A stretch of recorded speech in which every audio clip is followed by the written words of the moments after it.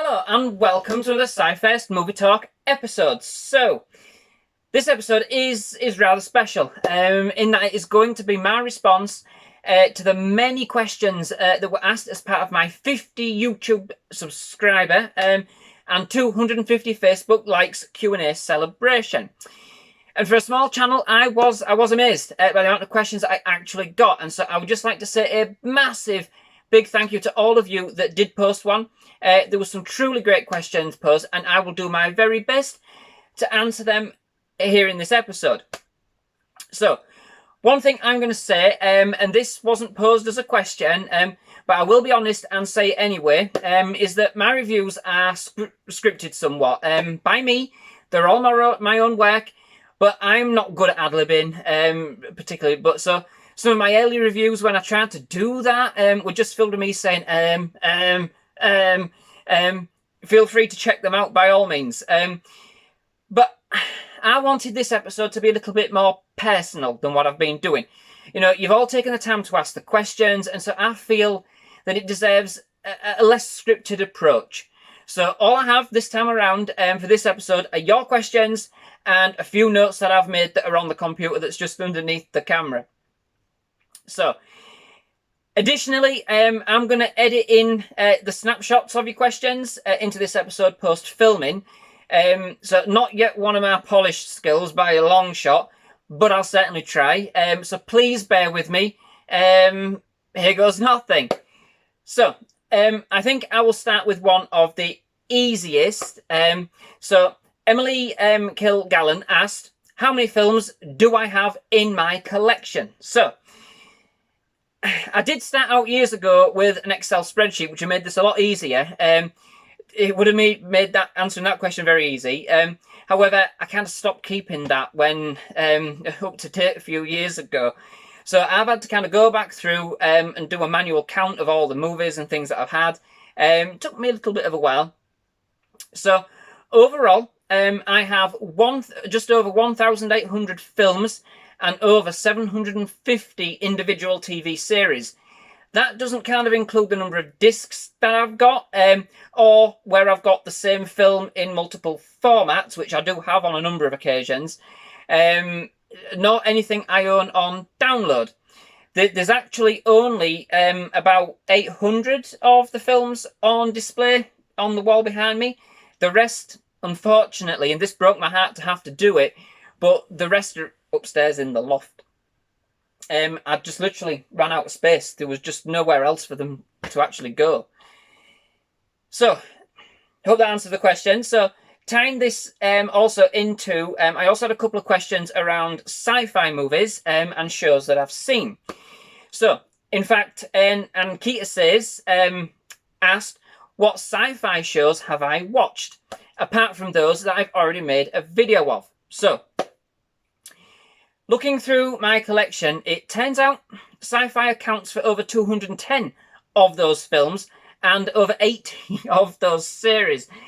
And so there is quite a few to mention. So, I know it might be a bit of a cop-out, but rather than just have me kind of witter on for ages and just listening to the films, I thought I would post a link in the description below, if it works, to an Excel file where you can download the list of all the sci-fi that I have. Not including any superhero movies or fantasy. And I've probably seen way more than this, but if I don't have it in my collection, you're probably talking 20 years ago, so when I last watched it, to be quite fair. So, what I am in the process of doing is creating a series of videos showcasing my collection. But as you can imagine, this is going to take quite a few months. Even to say, 3 seconds of video that I'm popping up, that's going to be a 2-hour film. So I'll probably split it down into genres, special editions, that kind of thing. More bite-sized chunks for watching instead of one mammoth video. But it is a very, very kind of mammoth undertaking. I mean, I think I've done maybe an hour and a half's worth of video recording, and I'm literally through a shelf. So it's taken its time, and now I've got to cut the videos down and then edit them all together and things. So yeah, very, very a mammoth task. But hopefully that'll be something that comes in the next few months. That's what I'm hoping. So, Cop out, but kind of not, because you're going to get the list, so yeah. But following on from this, with the sci-fi theme, Powerhouse Plays asked, what are some good sci-fi movies that are not common Star Wars and Star Trek? Because, you know, everybody's probably heard of them. Right, good point. It is a good question. And it did have me pondering for quite a while this week, kind of trying to think about what films I would recommend. I mean, there's hundreds of them, there's tons. But what I've done is kind of come up with 10 films that I've enjoyed in the past, and I kind of think fit the brief and offer a cross-section of the sci-fi genre from a perspective that isn't, of course, Star Wars or Trek, and perhaps slightly less recognised. I mean, so I haven't just merely repeated a load of list of classics and blockbusters. There's plenty of them to choose from, but I have included quite a few mainstream movies in the list. I haven't gone totally out there. They're not in any particular order. So these are all, again, just a selection. There's plenty more that I've loved across the way. They're not my best ones. They're just ones that I think you might enjoy. So you have 2005's Serenity, which was directed by Joss Whedon. It's kind of similar to Star Wars come Trek, but it's almost like a cowboy western in space. It's based on the TV series Firefly, but I didn't know that when I watched it for the first time. It made absolutely apeth of a difference to me. And it was utterly good from start to finish. So you don't need to have seen the series to enjoy it, is what I'm saying. It's a fantastic film in its own right. Then there's 1997's The Cube. It's an independent Canadian film, which kind of struck a chord with me from the very first time I watched it. Sort of like an early version of Saw, with a group of people trapped inside a series of cubes, each with kind of traps and puzzles to solve. It's quite intriguing, I thought. Quite weird, but good. 2002's Equilibrium is another one, which stars Christian Bale, and is another take on the totalitarian state, with all emotions being illegal. It's got quite an interesting premise, and quite a few martial arts fight scenes, so it is good in a number of different respects. There's 2011's In Time. Now, I've got a DVD, I don't know if you can see it in the back there, but mine says Time Out, so I was nearly going to put that there, but it's actually a French version of it. So I was going to put the wrong title down. In Time, I do believe. It's another film with a very interesting premise. Okay, it does star Justin Timberlake, but he's actually not that bad in it at all, to be quite fair. With the movie revolving around time when money has been replaced with time itself. So where you reach the age of 21, you don't age, but your clock starts ticking. It's pretty good. 2013's Oblivion, I would recommend as well, starring Tom Cruise. He's basically on his Todd in the film for most of the time, but it is actually more riveting than that actually sounds. And it is quite a very breathtaking visual spectacle, so that is definitely worth a watch, in my opinion. You've got 2012's Chronicle, that I would recommend. It's kind of sci-fi's take on the found footage genre, and follows a group of teens who obtain superpowers after a run-in with an alien object. It is quite an interesting concept, and actually quite fun, I thought, seeing their kind of powers develop in that sense. I enjoyed 2009's District 9. So this one plays out like a bit more of a political drama, to be fair, with aliens as refugees. It really makes you think, and takes it from the aliens' point of view for the most part. Very thought-provoking film with a real kind of interesting ending. Then there's 2017's Life, more recent one that I've watched. It's pretty much a rip-off of Alien, mixed with the cinematography of Gravity. But it is actually very entertaining and suspenseful in its own right. It's the only film in this list that I've actually reviewed. It did actually keep me motivated throughout. Not motivated, motivated. I was motivated to watch it, but I was riveted throughout. 2011's Super 8. Kind of co-created, I think, by Steven Spielberg and J.J. Abrams. I know they produced it together. It's a little bit of a darker take on the Friendly Alien movie, with some kind of interesting concepts, with some great special effects. It's been quite a while since I did actually last watch that one, though, but I do remember it being quite an intriguing movie. And to finish with, 1986's Flight of the Navigator. If you're after a bit of an 80s charm without watching E.T., basically. So like I said, I mean, hopefully there's something there that might pique your interest. I hope I've kind of given you some food for thought. Unless, of course, you've already watched them all and you think they're a bit rubbish. You'll certainly have to let me know. I'll be very interested to know what you thought of the list. But do remember, like I said, they're not like my absolute favourite sci-fi. Obviously, there's the mainstream films, there's the big budget ones. But these were just a selection that I thought were just that little bit different, shall we say, that hopefully fitted your brief. So thank you again for that question. So, lastly, I had a number of questions posed by Big D's Entertainment Rankings and Reviews. So, 1, have I ever watched the animated Star Trek series? 2, what are my favourite DC and Marvel movies? 3, what are some of my favourite animated series?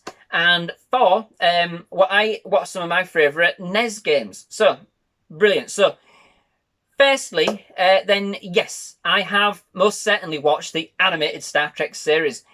Actually, quite recently, to be quite honest.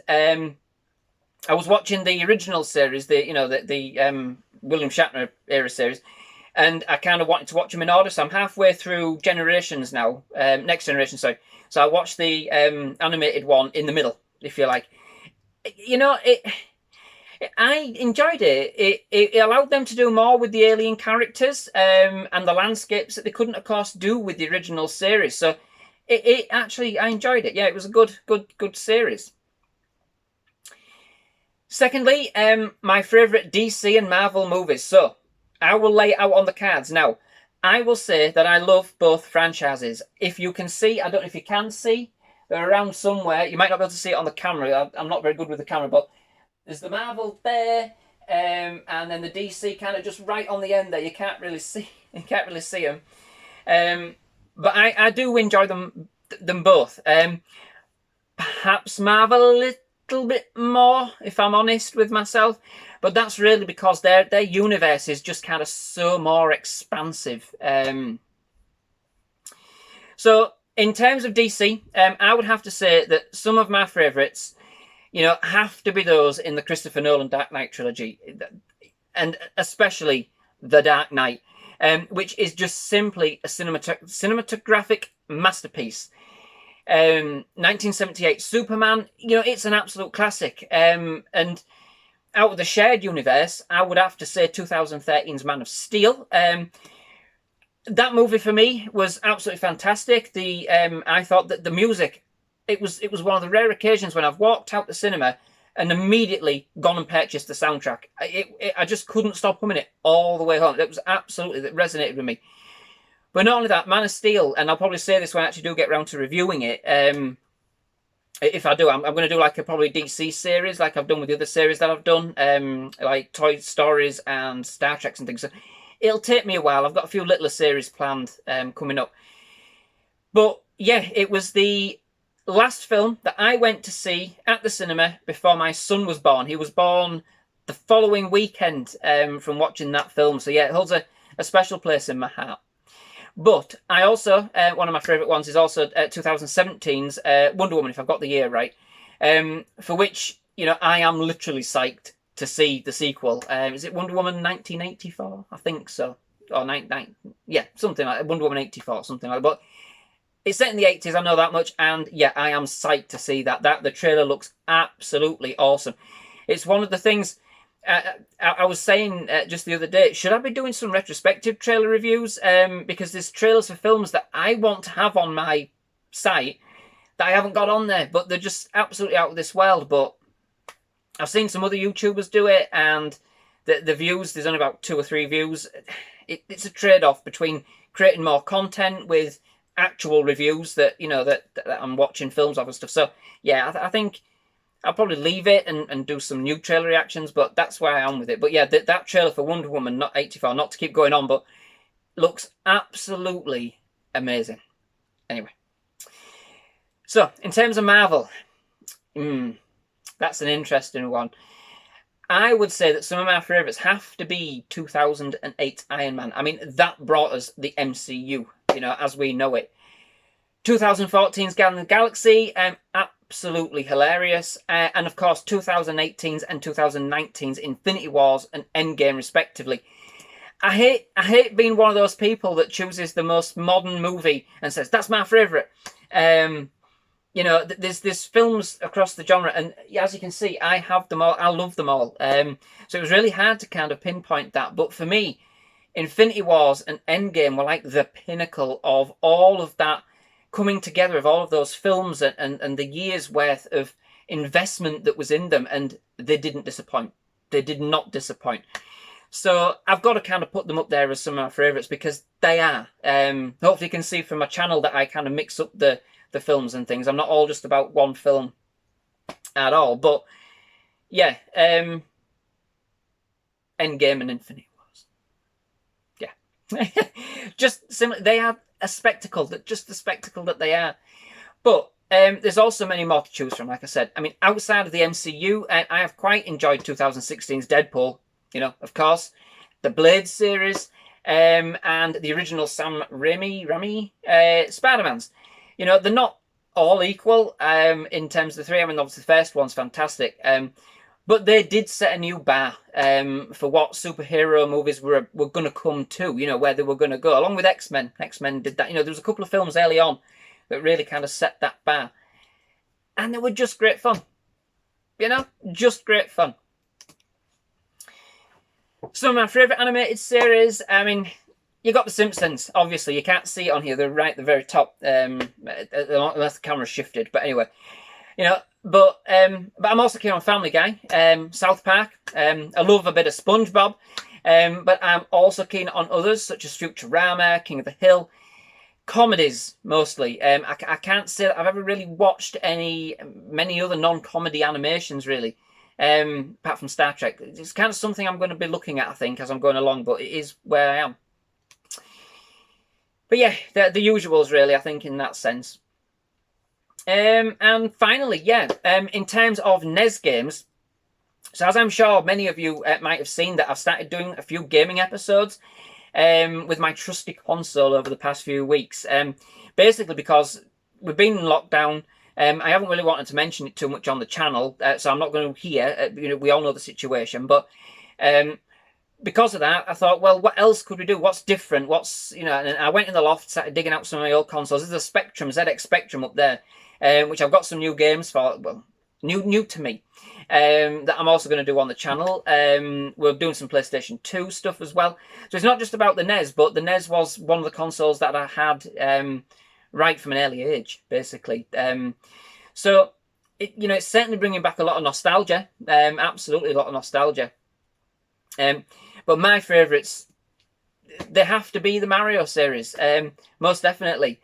But I have enjoyed playing a game called Master Blaster, Donkey Kong, Zelda. I like them. But I have actually purchased some more recently to do with film-related gameplays. So I'm certainly looking forward to kind of checking them out as I'm going along, including Jurassic Park and Terminator 2. So yeah, I've never played them before, so I'm it should be good. I'm looking forward to it. So yeah, you know, once again, a big, massive thank you to everybody that's supported this channel via Facebook and YouTube. And of course, thank you all for your very, very excellent questions. I hope I've satisfied your questions there. If of course you are watching this first episode as a first episode on my channel, then please do consider checking out some of my other videos. You can tell I've come back on script on SciFirst MovieTalk, and of course I've gone off script. And of course, please do consider subscribing if you do like what I'm doing. Thank you very much for watching. Again, thank you very much for the excellent questions from everybody, and goodbye.